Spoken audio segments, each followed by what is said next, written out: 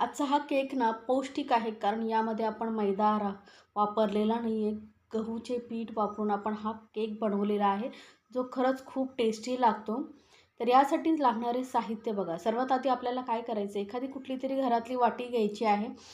असे measuring cup सगळ्यांच्याकडेच असतात असं नाही, त्यामुळे आपण आता जो केक आहे घरातील एखादी वाटी घेऊन तुम्ही बनवायचं आहे, म्हणजे तुमचं प्रमाण चुकणार नाही. तर आता आपल्याला 1 कप घ्यायचं आहे गूळ. गूळ जरा दाबून घ्यायचं, बारीक चिरून घेतल्याने दाबून घ्यायचं, म्हणजे व्यवस्थित प्रमाण आपल्याला मिळतं. त्यानंतर हा गूळ एखाद्या पॅनमध्ये घालायचा आणि त्यामध्ये आता घालायचं आपल्याला अर्धा कप पाणी. लक्षात ठेवा, इथे आपल्याला दूध वापरायचं नाही, कारण दूध आणि गूळ जर एकत्र गरम केलं तर दूध फाटतं, त्यामुळे आपण इथे पाण्याचाच वापर करायचा आहे. आता आपल्याला हा गूळ वितळेपर्यंतच पाणी गरम करायचं बरं का. उकळी वगैरे काढायची नाही आहे पाण्याला. काय होतं, पाणी जसं गरम होईल ना तसं गूळ आपलं आपोआप वितळत जाईल.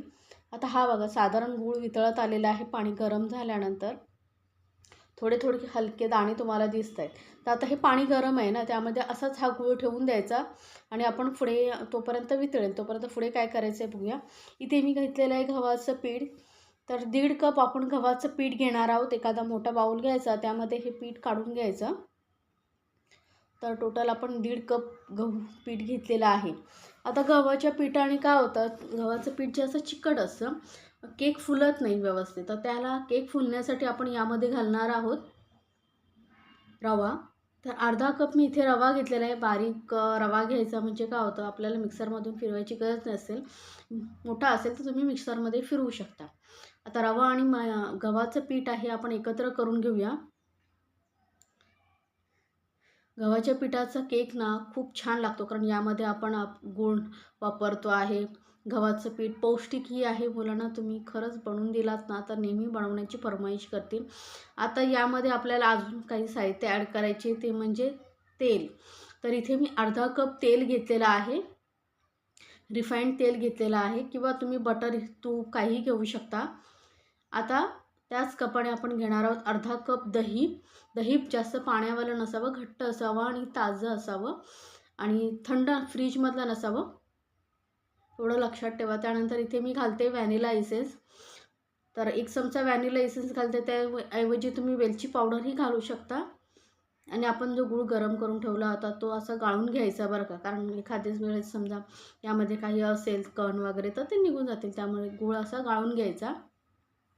तुमचं जर प्रमाण परफेक्ट असेल ना तर केक व्यवस्थित होतो, जराही फसत नाही. त्यामुळे मी जे प्रमाण सांगते ना त्या प्रमाणे तुम्ही जर बनवला तर एकदम परफेक्ट असा हा तुमचा घरगुती पद्धतीचा पौष्टिक केक तयार होईल. आता सर्वांकडेच मैदा वगैरे असतो असं नाही, त्यामुळे मग तुम्ही गव्हाचं पीठ घरामध्ये असतं त्यापासून हा केक बनवू शकता. आता हे सर्व व्यवस्थित मिक्स करून घेतलेलं आहे बघा. ते थोडं घट्ट वाटतं ना, त्यामुळे मी इथे पाव कप पाणी अजून घालते आहे. सुरुवातीलाच आपण पाणी जास्त घालायचं नाही, लक्षात ठेवा.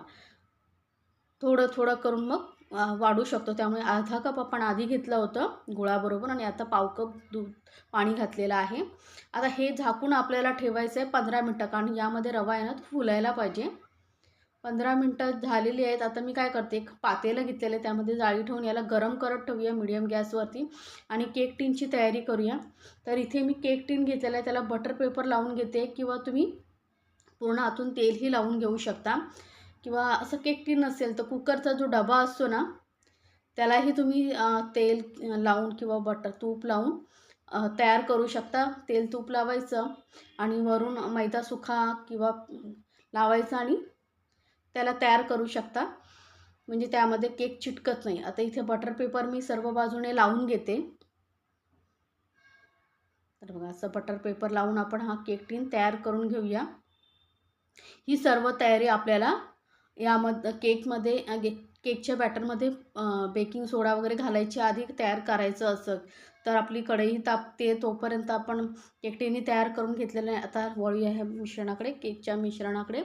हे बघा, पहिल्यापेक्षा थोडं घट्ट झालेलं आहे, कारण रवा आपण यामध्ये जो घातला आहे ना तो छान फुलला गेलेला आहे. आता यामध्ये घालूया आपण जो खाण्याचा चमचा वापरतो नाश्त्यासाठी, त्या चमच्याने 1 चमचा बेकिंग पावडर घेतलेली आहे आणि अर्धा चमचा इथे बेकिंग सोडा घेतलेला आहे. बेकिंग पावडर जास्त घालायची असते आणि त्याच्या अर्धा आपण बेकिंग सोडा घालतोय, लक्षात ठेवा. आता छोटं 2 चमचे पाणी घालून आपण हे मिश्रण व्यवस्थित मिक्स करून केकच्या मिश्रणामध्ये मिक्स करूया. हलक्या हाताने करायचं बरं का, इथे फास्ट करायचं नाही आहे, नाहीतर काय होतं, ज्या केकच्या बॅटरमध्ये जी हवा भरली जाते ना, ती कमी होते आणि केक आपला फुलत नाही. त्यामुळे हलक्या हाताने फक्त असं मिक्स करत जायचं, गोल गोल गरागरा फिरवायचं नाही आहे. जसं मी दाखवते ना, चमच्याच्या साहाय्याने मिक्स करायचं आहे. तर छान मिक्स करून झाल्यानंतर आपण फटाफट आपण हे केक टिनमध्ये घालून घेऊया. कारण बेकिंग पावडर, बेकिंग सोडा घातल्यानंतर जास्त वेळ मिश्रण बाहेर ठेवायचं नाही. त्यामुळेच ह्या सर्व तयारी आधी करून घ्यायची, त्यानंतरच यामध्ये बेकिंग पावडर आणि बेकिंग सोडा घालायचा असतो.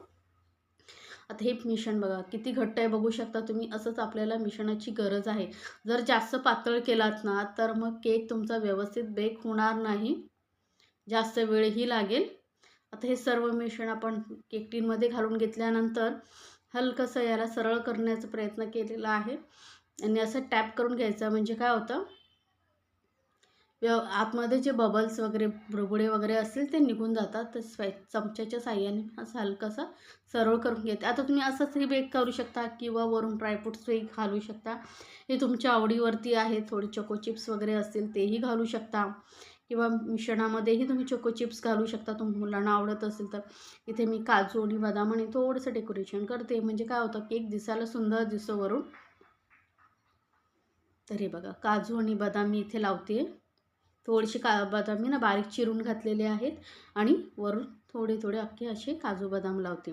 तर आता मस्त आपला केक तयार होतो आहे डेकोरेशन करून. तर या पद्धतीने मी डेकोरेशन केलेलं आहे. पातेलंही छान तापलेलं आहे. तर यामध्ये हा केक टिन ठेवून आपल्याला गॅस स्लोपेक्षा थोडासा मोठा ठेवायचा, जास्त मोठा नाही बरं का. आणि याला 40 मिनटं आपण छान असा बेक होऊ देऊया. मध्ये चेक करायचं 35 मिनटाने. केक झाला असेल तर ठीक आहे, नाहीतर परत 5 मिनटं आपण बेक करायला ठेवायचा. तर हा आपला केक बेक झालेला आहे 40 मिनटामध्ये. काढून घेऊया आणि पूर्णपणे थंड करून घ्यायचं बरं का, गरम असताना काढायचं नाही. तर केक आपला पूर्ण थंड झालेला आहे. आता मी काढून घेते.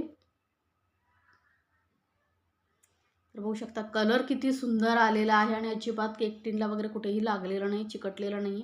त्यामुळेच बटर पेपर लावलं ना तर व्यवस्थित केक निघून येतो. सर्व जो बटर पेपर आहे काढून घ्यायचा आहे. केकचा कलर बघू शकता किती सुंदर आले आणि एकदम सॉफ्ट असा आपला हा केक तयार होतो. एकदम स्पॉन्जी, बघू शकता किती स्पॉन्जी असा आपला केक तयार झालेला आहे. तर एकदा नक्की बनवून पहा आणि मला सांगायला विसरू नका बरं का, तुम्हाला ही रेसिपी कशी वाटली. याआधीही मी माझ्या चॅनलवरती रवा कोकोनट केक शेअर केलेला आहे तुमच्यासोबत. त्याचीही लिंक डिस्क्रिप्शन बॉक्समध्ये देते, जिथे जाऊन पाहू शकता. तोही चवीला भारी लागतो. अशा छान छान रेसिपी माझ्या चॅनलवरती असतात. त्या चॅनलला सबस्क्राईब करायला विसरू नका. सोबतच बेल आयकॉनवरती नक्की क्लिक करा. कट करताना तुम्हाला समजत असेल केक किती सॉफ्ट झालेला आहे. एकदम तुमचं प्रमाण परफेक्ट असेल ना तर केक असा सॉफ्ट होतो, जराही कडक होत नाही. तर या पद्धतीने नक्की बनवा आणि मला सांगायला विसरू नका बरं का, तुम्हाला ही केकची रेसिपी कशी वाटली. तर हा बघू शकता किती स्पॉन्जी आणि टेस्टी असा आपला हा घरच्या साहित्यामध्ये केक तयार झालेला आहे. फक्त तुम्हाला बेकिंग सोडा आणि बेकिंग पावडर बाहेरून आणावं लागेल. बाकी तर सर्व साहित्य आपल्या घरामध्ये असतंच. तर नक्की बनवा आणि एन्जॉय करा. हा मस्त असा गरमागरम टेस्टी गव्हाच्या पिठाचा healthy cake with flour cake.